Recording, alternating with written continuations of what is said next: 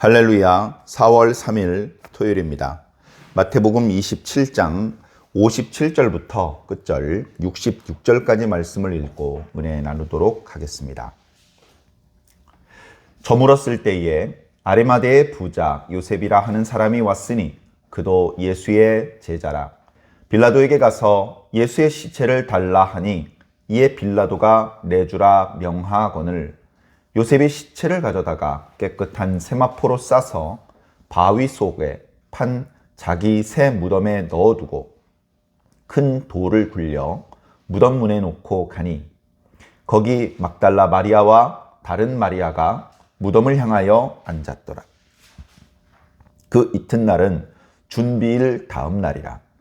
대제사장들과 바리새인들이 함께 빌라도에게 모여 이르되 주여 저 속이던 자가 살아있을 때에 말하되 내가 사흘 후에 다시 살아나리라 한 것을 우리가 기억하노니 그러므로 명령하여 그 무덤을 사흘까지 굳게 지키게 하소서.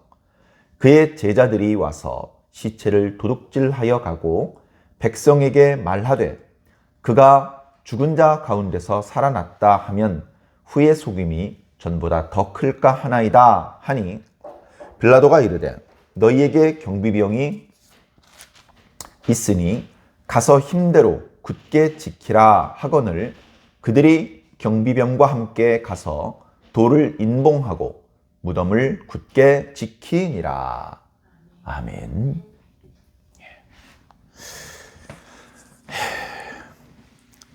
오늘 말씀으로 마태복음 27장이 끝납니다. 27장은 저는 개인적으로 이렇게 묵상을 이어가기가 좀 힘든 그런 말씀이었습니다. 내용이 어려워서가 아니고 그 내용이 주로 예수님께서 배반을 당하고 모욕을 당하고 조롱을 당하고 또 끔찍한 고통 중에 죽어야 되는 그런 말씀이기 때문에 그렇습니다.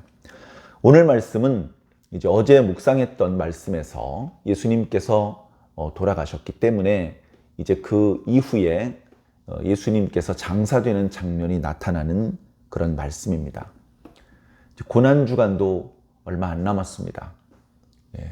얼마 안 남은 게 아니라 이제 몇 시간 안 남았다고 표현을 해야 될까요? 우리가 할 수 있는 최선을 다해 주시기를 부탁을 드리면서 오늘 말씀을 살펴보도록 하겠습니다. 자, 저물었을 때라는 것은 이제 해가 질 때쯤 되었다 이런 뜻이죠.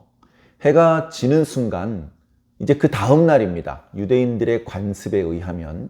그래서 유대인들이 안식일이다 라고 생각을 하는 것은 정확하게는 금요일 날 해가 떨어지면 시작을 합니다.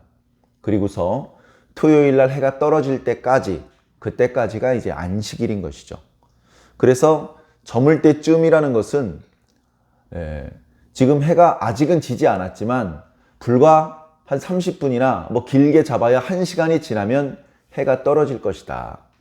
그러면 그 다음 날이 안식일이기 때문에 뭔가 빨리 조치를 해야 될 필요가 있죠. 우리는 이미 앞서 묵상한 말씀을 통해서 정오쯤부터 오후 3시 정도까지 온 땅에 어두움이 임했다라는 말씀을 묵상을 했습니다. 오후 3시쯤에 예수님께서 돌아가셨죠. 그리고서 잠시 후에 다시 빛이 회복되었던 모양입니다.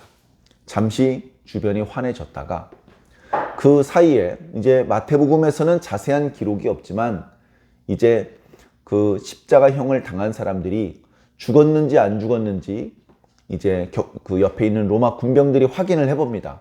그 과정에서 옆구리를 찌르기도 했던 것이죠. 그래서 아직까지도 그때까지 죽지 않은 죄인들의 경우는 넓적다리뼈를 꺾어서라도 그냥 죽여버립니다. 그래야 십자가형이 끝나고 뒤처리를 할 수 있기 때문에 그렇죠.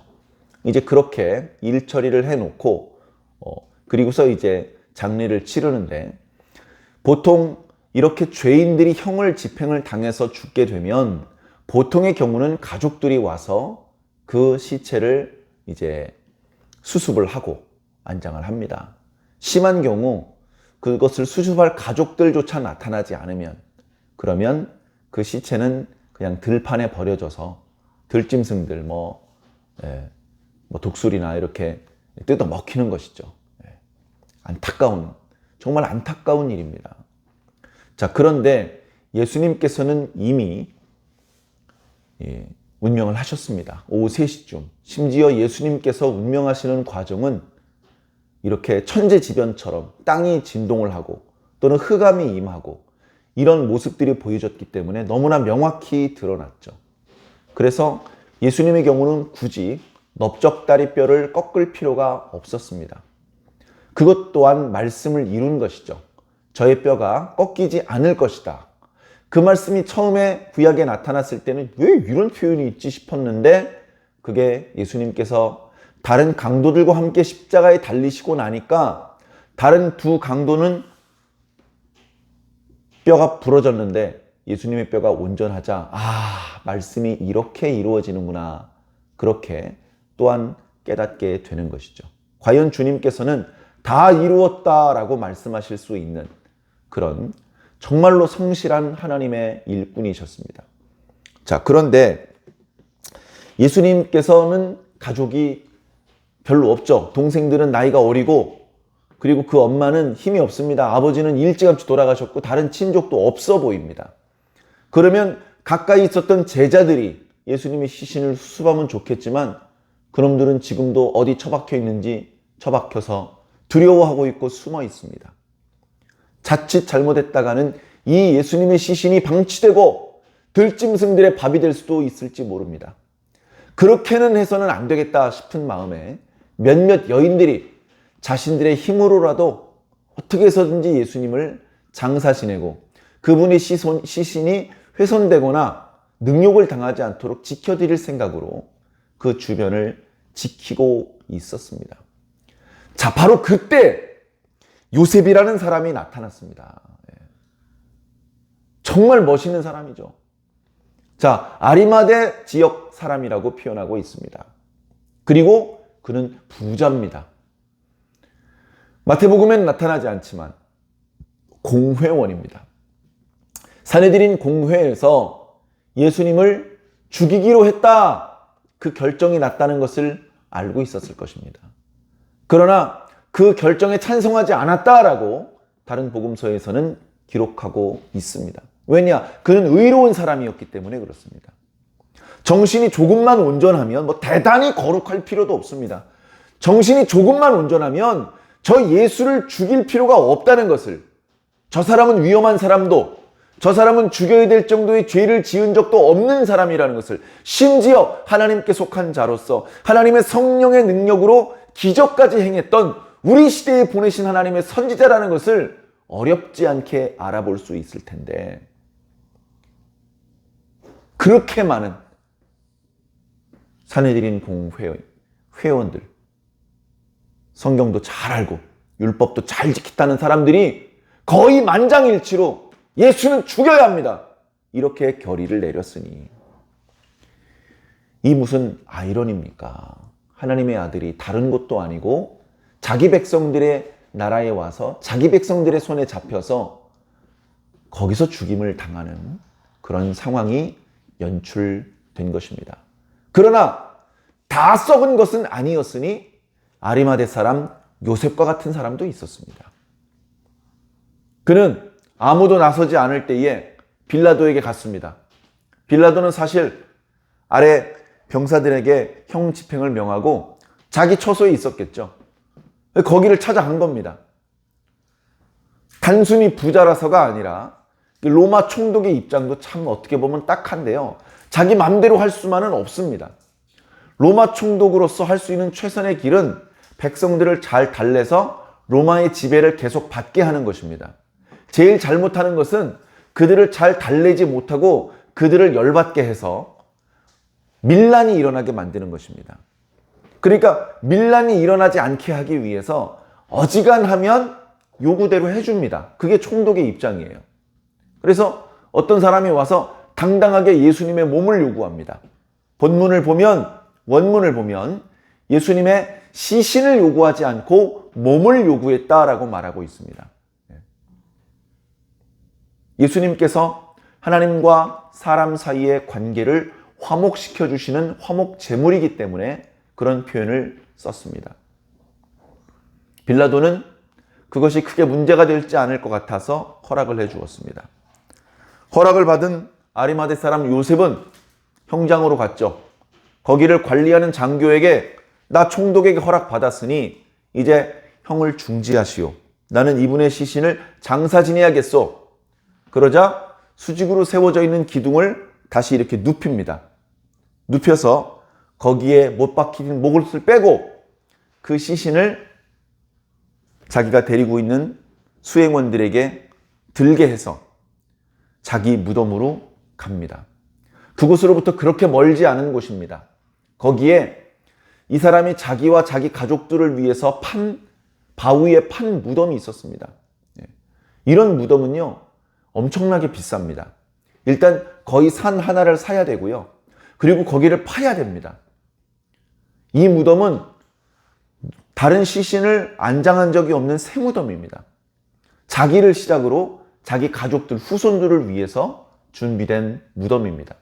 이 무덤의 형태와 왜 이런 장례 문화가 생겼는지는 다른 시간에 설명을 해드리도록 하겠습니다. 그렇게 많은 돈을 들여서 자기를 위해서 준비한 이 무덤을 조금도 아낌없이 예수님에게 드린 것입니다.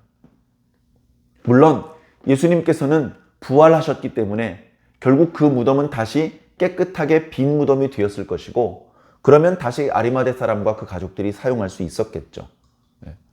자, 그런데 어쨌든 이 요셉이 예수님을 미리 준비해 두었던, 그게 아는 거예요. 지금 예수님을 멀찍이서 바라보던 여인들은 예수님이 이날 죽게 될 걸 몰랐어요. 그의 장례를 어떻게 준비해야 되는지도 전혀 몰랐기 때문에 아무런 준비를 할 수 없었죠. 그러나 산헤드린 공회의원이었던 이 요셉은 예수님께서 오늘 죽는구나, 안식일 되기 전에 예수님께서 죽는구나, 이걸 알고 부정하지 않은 깨끗한 세마포를 미리 준비를 했던 것입니다. 그리고 예수님을 무덤에 안치시키기 전에 예수님의 몸을 세마포로 싸서, 그래서 거기에 예수님의 몸을 뉘어 드렸던 것이죠. 마태복음엔 나타나지 않지만 요한복음에는 니고데모라는 사람이 예수님의 장례를 같이 돕고 있는 모습이 나타납니다. 니고데모도 공회인이었습니다.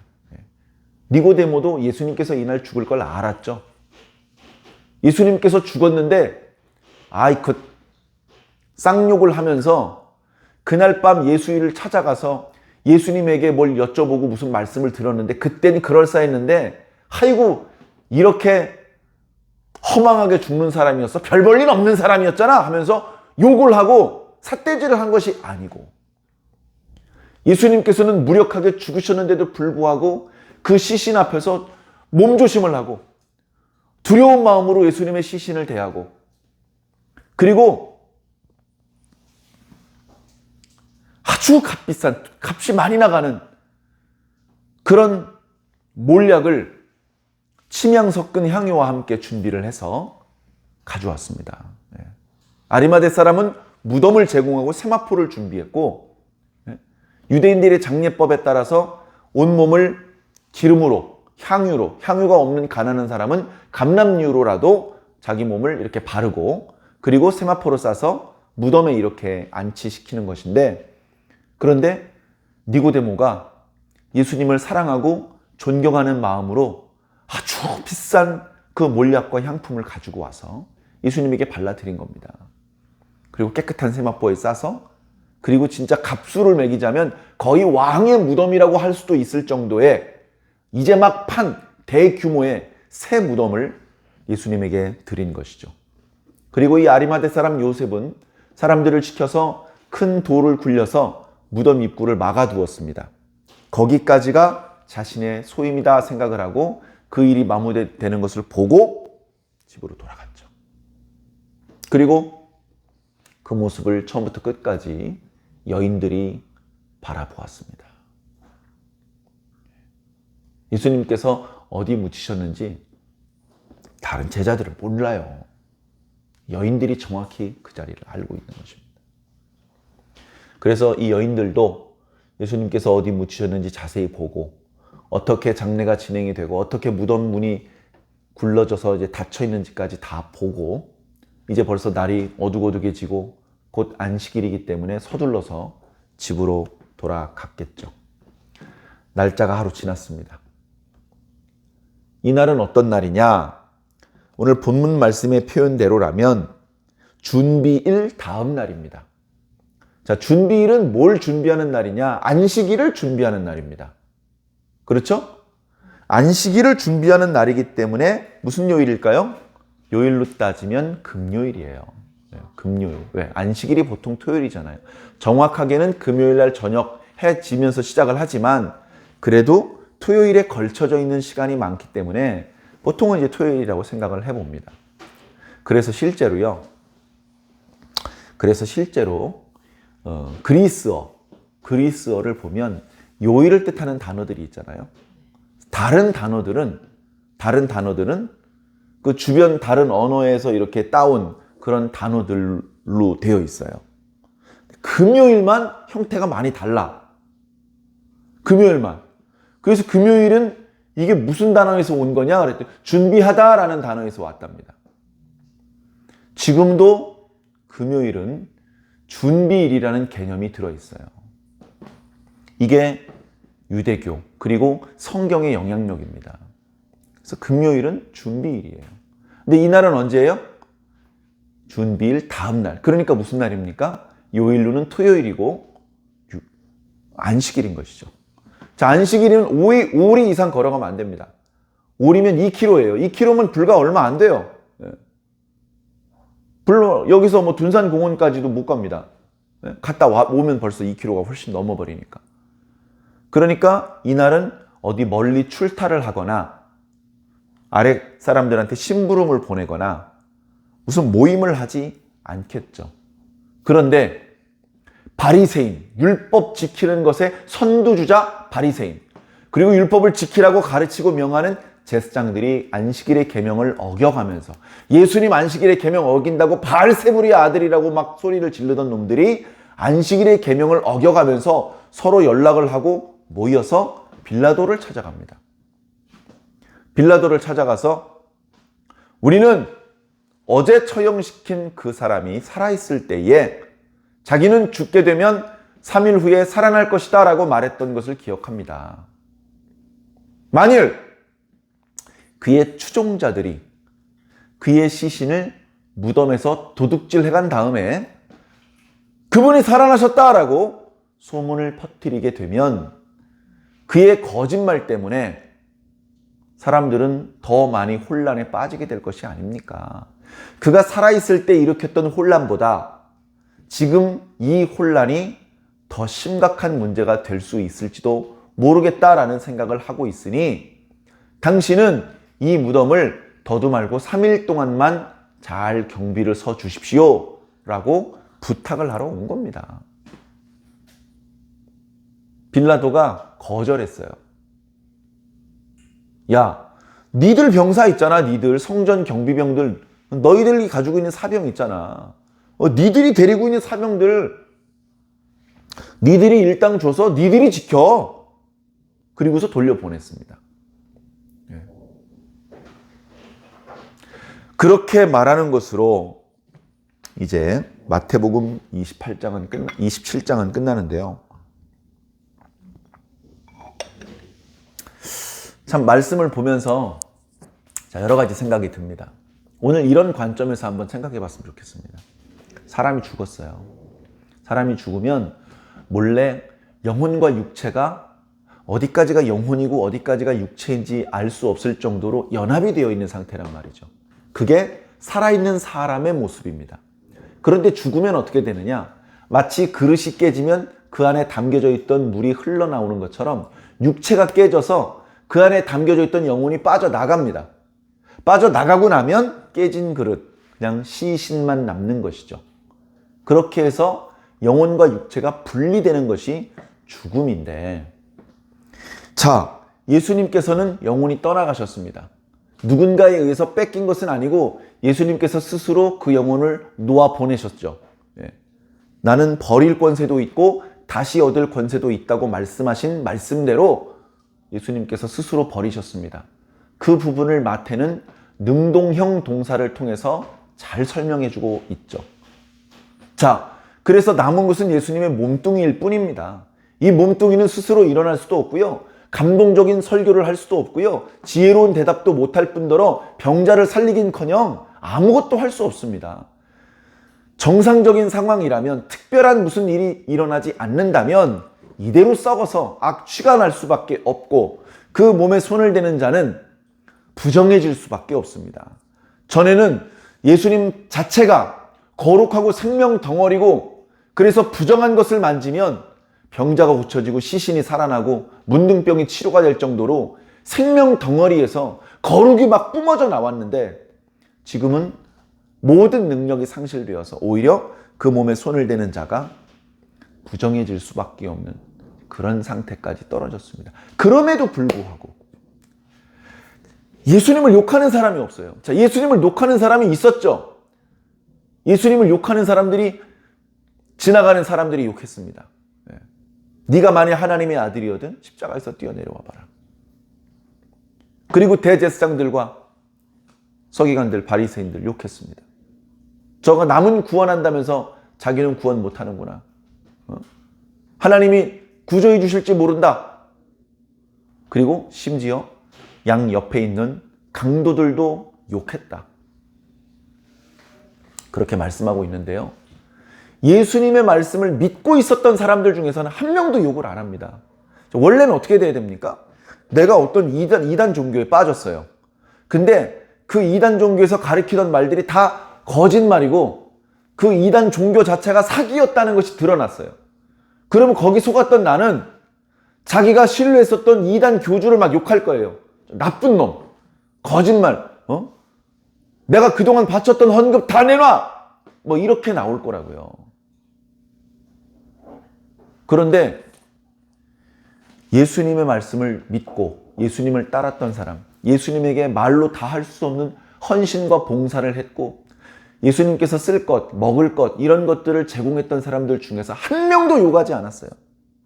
한 명도 욕하지 않고 그저 슬퍼하고 그저 안타까워했습니다. 아리마대 사람 부자 요셉을 설명하는 단어가 하나 더 있었죠. 그는 이미 예수 그리스도의 제자다. 거기 나와 있는 표현의 헬라어 원문을, 그 의미를 잘 살려서 설명하면 그렇습니다. 그는 이미 제자였다. 그는 부자였지만, 그는 공회원이었지만, 그렇지만 오래전부터 제자였다. 물론 오래전이었다고 해봤자 뭐 20년 전이겠습니까? 30년 전이겠습니까? 예수님께서 활동하신 게 불과 2, 3년인데. 그러나 어제 오늘 갑자기 제자가 된 건 아니었다. 이미 오래전부터 주님의 말씀을 듣고 믿고 주님을 흠모하고 있었다. 날마다 주님 뒤를 졸졸 쫓아다니지는 않았지만, 그러나 주님이 죽게 되었을 때에 졸졸졸 예수님 뒤를 쫓아댔던 제자들처럼 숨지 않고 당당하게 빌라도 앞에 나갔고 자신이 가지고 있는 것 아낌없이 다 드렸습니다. 오늘 본문엔 나타나지 않았지만 니고데모도 마찬가지였죠. 니고데모가 무슨 사기꾼이 아닌 다음에야 무슨 돈이 그렇게 많겠습니까?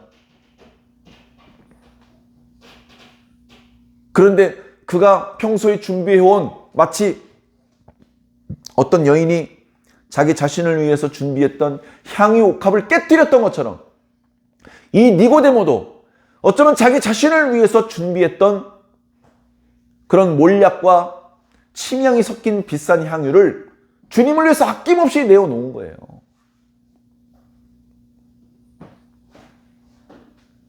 예수님 뒤를 따라다니면서 빨래도 해드리고 밥도 차려드리고 잠자리도 봐드리고 먹을 것도 준비해드리고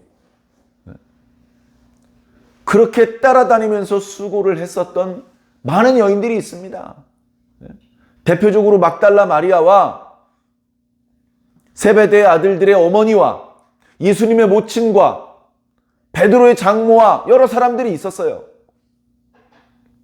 그 많았던 여인들 중에 지금도 몇 사람이 아직도 남아서 십자가에서 예수님께서 운명하시는 것을 살펴보고 예수님의 시신이 어느 곳에 안치되는지도 살펴보고 있습니다. 주님 욕하지 않아요. 아우, 힘들었어. 너무 빡셌어. 아우, 이제 좀 쉴 수 있겠다. 이렇게 말하지 않아요. 그저 눈물을 참으면서 주님의 마지막 모습을 바라보고 있습니다. 한 장면이라도 놓칠까봐 눈도 깜빡거리지 않고 바라보고 있었을 겁니다. 그렇게 한쪽에서는 예수님을 믿었는데 그 예수님이 죽은 이후에 예수님을 버리지 않고 예수님께 욕하지 않고 예수님을 함부로 대하지 않고 자신이 드릴 수 있는 최선의 것을 드리고 자신이 보일 수 있는 최고의 충성과 최고의 존경을 표현하고 있었습니다. 자, 그런데 다른 쪽에서는 안식일의 계명을 어겨가면서까지 예수님에게 모욕을 끼치기 위해서 준비를 하고 있습니다. 이놈들은요, 조금도 지나친 표현이 아닌데요, 미친놈들입니다. 그런 이유는, 제가 이런 심한 표현까지 사용하는 이유는 28장을 읽어보면 알 수 있습니다. 이 사람들이 무덤을 지키라고 세워놓은 경비병이 예수님께서 무덤을 열고 나오는 걸 목격했어요. 자신이 목격한 것을 자신을 거기 경비병으로 세운 사람들에게 가서 보고를 했더니 그 사실을 비밀에 붙여라 라고 말합니다. 그러니까 이 대제사장들과 바리새인들은 예수님이 부활했다는 사실을 알아요. 아는데도 그 사실을 숨기고 믿지 않는 거예요. 억지로. 다 알고 있으면서도. 몰라서 못 믿은 게 아니에요. 아는데도 안 믿는 거예요. 아는데도.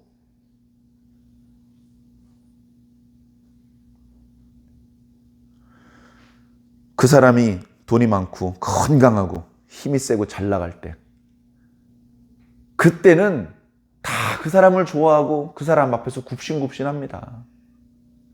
그런데 그 사람의 진짜 모습은 힘이 빠졌을 때예요. 힘이 빠졌을 때. 건강도 잃어버렸고 아름다움도 잃어버렸고 재물도 잃어버렸고 총명도 잃어버렸고, 그렇게 되었을 때